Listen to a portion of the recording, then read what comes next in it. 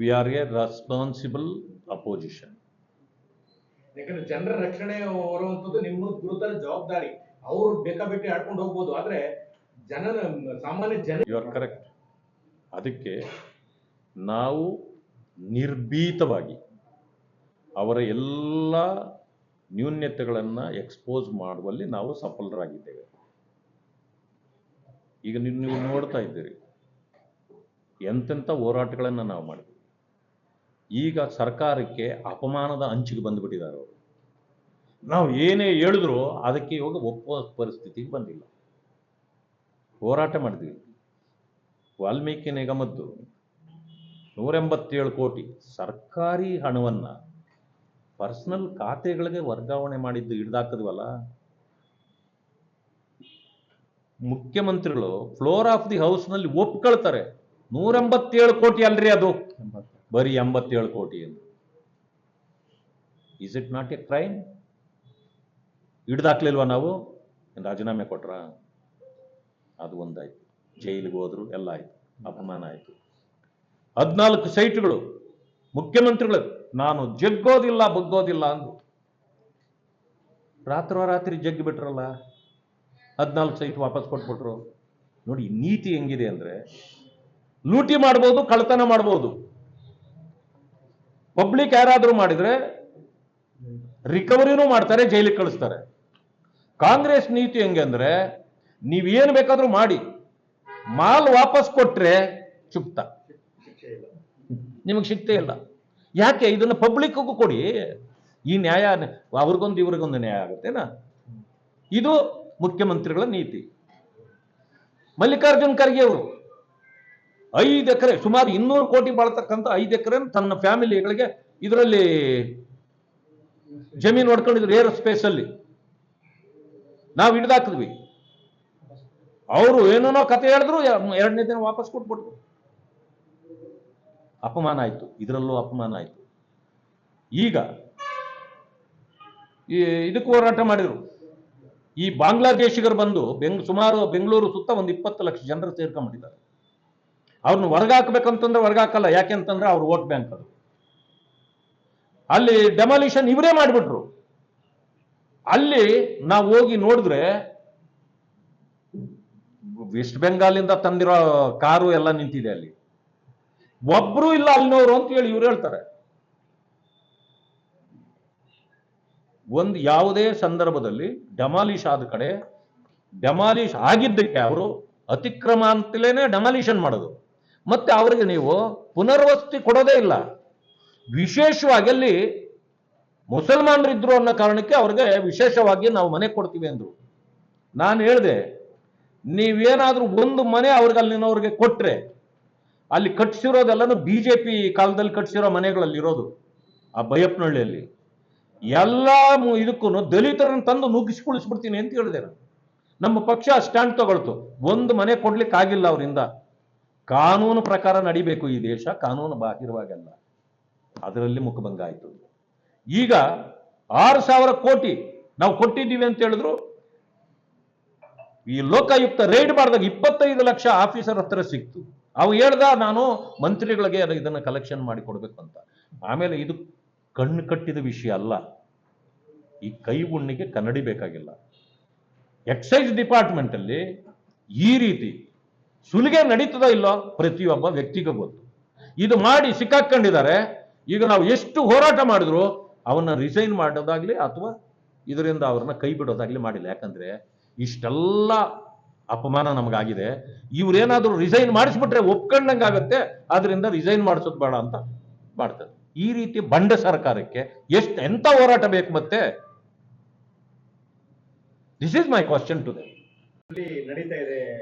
ನಾನು ಹಲವು ಬಾರಿ ಹೇಳಿದ್ದೇನೆ, ರಾಜಕೀಯ ಅಧಿಕಾರ ಹಸ್ತಾಂತರಗಳಿದೆಯಲ್ಲ, ಅದು ಜನರಿಗೆ ಸಂಬಂಧ ಇಲ್ಲದೆ ಇರತಕ್ಕಂಥದ್ದು. ಜನರ ಸಮಸ್ಯೆಗಳಿಗೆ ಪರಿಹಾರಗಳನ್ನು ಕೊಡಬೇಕಾದ್ದು ಸರ್ಕಾರದ ಆದ್ಯ ಕರ್ತವ್ಯ. ಅದನ್ನು ಬಿಟ್ಟು ಇವರು ಈಗಾಗಲೇ ಒಂದೂವರೆ ವರ್ಷದಿಂದ ಬರೀ ಹಗ್ಗ ಜಗ್ಗಾಟ. ಇದು ಹಗ್ಗನೂ ಅಲ್ಲ, ಇದು ಹಗ್ಗ ಆದ್ರೆ ಹತ್ರದಲ್ಲೇ ಇರೋದು. ಇದು ಎಲಾಸ್ಟಿಕ್. ಇದು ಹಿಡ್ಕೊಂಡು ಎಳೆದಾಡ್ಕೊಂಡೇ ಇದ್ದಾರೆ. ಯಾವುದೇ ಕಾರಣಕ್ಕೆ ನಾನು ಬಿಡೋದಿಲ್ಲ ಅಂತೇಳಿ ಮೊನ್ನೆ ಸಿದ್ದರಾಮಯ್ಯನವ್ರು ಹೇಳ್ತಾರೆ. ಹೋಗ್ಲ ಅದಕ್ಕೆ ಅಂತ್ಯ ಆಡಬೇಕು. ಯಾರು ಆಡಬೇಕು? ಸಿದ್ದರಾಮಯ್ಯ ಅಲ್ಲ, ಡಿ ಕೆ ಶಿವಕುಮಾರ್ ಅಲ್ಲ. ಈ ಸತ್ತಂತೆ ಬದುಕ್ತಾ ಇದೆಯಲ್ಲ ಕಾಂಗ್ರೆಸ್ ಹೈಕಮಾಂಡ್, ಅದು ಉತ್ತರ ಕೊಡ್ಬೇಕಲ್ಲ. 2.5 ವರ್ಷ ಅಗ್ರಿಮೆಂಟ್ ಆಗಿತ್ತು ಅಂತ ಹೇಳಿದ್ಮೇಲೆ ಕಾಂಗ್ರೆಸ್ ಯಾಕೆ ಹೈಕಮಾಂಡ್ ಉತ್ತರ ಕೊಡ್ತಲ್ಲ? ಬದುಕಿದ್ಯಾ ಅದು?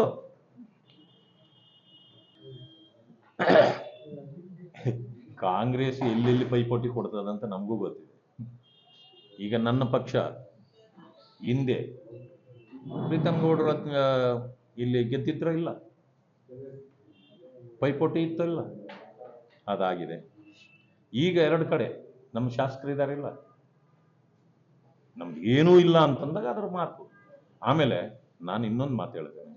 ರೇವಣ್ಣವ್ರು ಇರ್ಬೋದು ಅಥವಾ ಸ್ಥಳೀಯ ಯಾವುದೇ ಮುಖಂಡರಿರ್ಬೋದು, ಅವರೇನೇ ಪ್ರಶ್ನೆಗಳು ಮಾಡಿದರೆ ಸ್ಥಳೀಯವಾಗಿ ನಾನು ಅದನ್ನು ವಿರೋಧ ಮಾಡಲಿಕ್ಕೂ ಹೋಗಲ್ಲ, ಅದನ್ನು ಪುರಸ್ಕಾರನೂ ಮಾಡಕ್ಕೆ ಹೋಗಲ್ಲ. ಯಾಕೆಂದರೆ ನಮ್ಮ ತೀರ್ಮಾನಗಳಾಗೋದೇ ಬೇರೆ ಇದೆ.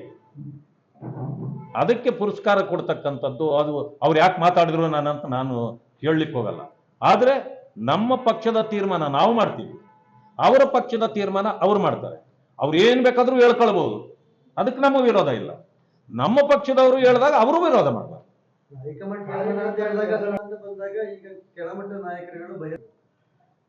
ತೀರ್ಮಾನಗಳು ಆಗ್ಲಿಲ್ಲ ಅಂದಾಗ ಅಂತರಂಗ ಬಹಿರಂಗ ಯಾವುದಿದೆ? ನಿಮ್ಮ ಮಟ್ಟದಲ್ಲಿ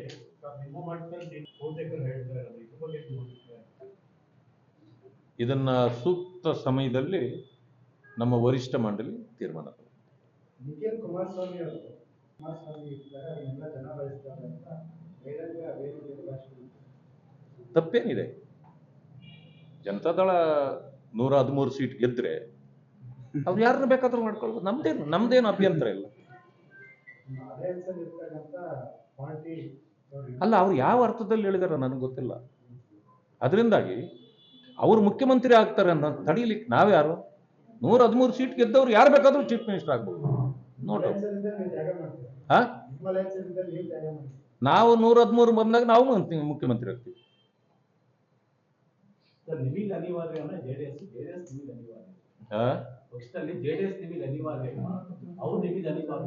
ಒಂದೇ ಮಾತಿನಲ್ಲಿ ಹೇಳೋದಾದ್ರೆ ಯಾರಿಗೂ ಯಾರೂ ಅನಿವಾರ್ಯ ಅಲ್ಲ.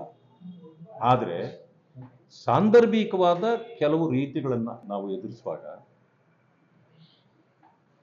ಕಾಲಾನುಸಾರ ಇಂಥವುಗಳು ದೇಶದಲ್ಲೇ ನಡೆದಿರ್ತಕ್ಕಂಥದ್ದು, ಇಲ್ಲಿಯೂ ಕೂಡ ನಡೆದಿದೆ. But nothing is permanent. ಸಂದರ್ಭ ಬಂದಾಗ ಒಂದಾಗ್ತೇವೆ. ನೋಡಿ, ಇಂದಿನ ಚರಿತ್ರೆಗಳನ್ನ ಕರ್ನಾಟಕದೇ ತೆಗೆದುಕೊಂಡು ನೋಡ್ರಿ, ಯಾರ್ಯಾರು ಎಲ್ಲೆಲ್ಲಿ ಹೇಗೆ ಇದ್ವಿ ಅನ್ನೋದನ್ನ ನೀವೇ ಎಷ್ಟೋ ಜನರಿಗೆ ಹೇಳ್ತೀರಲ್ಲ, ನೋಡಿ. ಅದರಿಂದಾಗಿ ಕಳೆದ ಬಾರಿ ನಾವೆಲ್ಲ ಒಗ್ಗಟ್ಟಾಗಿದ್ದೀವಿ. ಇವತ್ತಿಗೂ ಅದೇ ಒಗ್ಗಟ್ಟಲ್ಲಿ ನಾವಿದ್ದೇವೆ. ಸ್ಥಳೀಯವಾಗಿ ಸಣ್ಣ ಪುಟ್ಟ ವಿಚಾರಗಳು ಬಂದೇ ಬರ್ತವೆ. ಅದಕ್ಕೆ ಸಮಂಜಸ ಉತ್ತರವೂ ಕೂಡ ಸಾಂದರ್ಭಿಕವಾಗಿ ಬರುತ್ತೆ. ಈಗ ನೀವು ಕೇಳ್ತೀರಿ ಅನ್ನೋ ಕಾರಣಕ್ಕೆ ನಾನು ಹೇಳ್ತೀನಿ. ನಾನು ಆಗಲೇ ಉತ್ತರ ಕೊಟ್ಟೆ. ಮಂಡ್ಯ, ಹಾಸನ ಜನತಾದಳ ಸ್ವಲ್ಪ ಪ್ರಬಲವಾಗಿದೆ ಅಂತ ಎಲ್ರಿಗೂ ಗೊತ್ತಿರ್ತಕ್ಕಂಥದ್ದು. ಆ ಕಾರಣದಿಂದ ಇಲ್ಲಿ ಸ್ವಲ್ಪ ಅಪಸ್ವರಗಳು ಬರ್ತಕ್ಕಂಥದ್ದು ಸಹಜ. ಅದನ್ನು ವರಿಷ್ಠರು ಕುಳಿತು ಮಾತಾಡಿದ್ರೆ ಎಲ್ಲವೂ ಆಗುತ್ತೆ. ನಾನು ಒಂದೇ ಮಾತು ನಿಮಗೆ ಕೇಳ್ತೇನೆ. ಅಸೆಂಬ್ಲಿ ಎಲೆಕ್ಷನ್ 23ರಲ್ಲಿ ನಡೆಯಿತು, ನಾವಿಬ್ಬರು ಒಟ್ಟಿಗೆ ಇರಲಿಲ್ಲ. 24ರಲ್ಲಿ ಪಾರ್ಲಿಮೆಂಟ್ ಬಂತು, ವರಿಷ್ಠರು ತೀರ್ಮಾನ ಮಾಡಿದ್ರು, ನಾವು ವಿರೋಧ ಮಾಡಿದ್ವಾ? ನಡೆದೋಯ್ತು. ಹಾಗೆ ನಾಳೆ ಇನ್ನ ತಿರುಗಿ ಯಾವ ಚುನಾವಣೆಗಳು ಬರ್ತದೋ ಆ ಸಂದರ್ಭದಲ್ಲಿ ವರಿಷ್ಠರುಗಳು ಏನು ತೀರ್ಮಾನ ಮಾಡ್ತಾರೋ ಅದರ ಪ್ರಕಾರವೇ ನಡೀತದೆ. ಅದನ್ನ ಒಟ್ಟಿಗೆ ಇರುವಾಗ ಜನತಾದಳದವರು ಅದನ್ನು ಒಪ್ತಾರೆ, ನಾವು ಅದನ್ನು ಒಪ್ತೇವೆ ಅಷ್ಟೇ. It is very simple. ಇದನ್ನು ದೊಡ್ಡದಾಗಿ ಬೆಳೆಸ್ತಕ್ಕಂಥದ್ರಲ್ಲಿ ಏನು ಅರ್ಥ ಇಲ್ಲ. ನಮ್ಮ ಕಾರ್ಯಕರ್ತರು ಅವರನ್ನು ಗೌರವಿಸ್ತಾರೆ, ಅವರು ನಮ್ಮನ್ನು ಗೌರವಿಸಬೇಕು. ಇದೇ ಮೈತ್ರಿಯ ನೀತಿ. ನಿರ್ಭೀತ, ನಿಷ್ಪಕ್ಷಪಾತ, ವಿಶ್ವಾಸಾರ್ಹ ಸುದ್ದಿಗಳಿಗೆ ಮತ್ತೊಂದು ಹೆಸರಾಗಿರೋ ನ್ಯೂಸ್ 18 ಕನ್ನಡ ಈಗ ಆಪ್ನಲ್ಲೂ ಲಭ್ಯ ಇದೆ. ದಯವಿಟ್ಟು ಇಲ್ಲಿರೋ QR ಕೋಡ್ ಅನ್ನ ಸ್ಕ್ಯಾನ್ ಮಾಡಿಕೊಂಡು ಆಪ್ ಡೌನ್ಲೋಡ್ ಮಾಡೋದಕ್ಕೆ ಮರಿಬೇಡಿ. ನಿಮ್ಮ ಬೆಂಬಲ ಹೀಗೆ ಸದಾ ನಮ್ಮೊಂದಿಗಿರಲಿ. ಧನ್ಯವಾದ.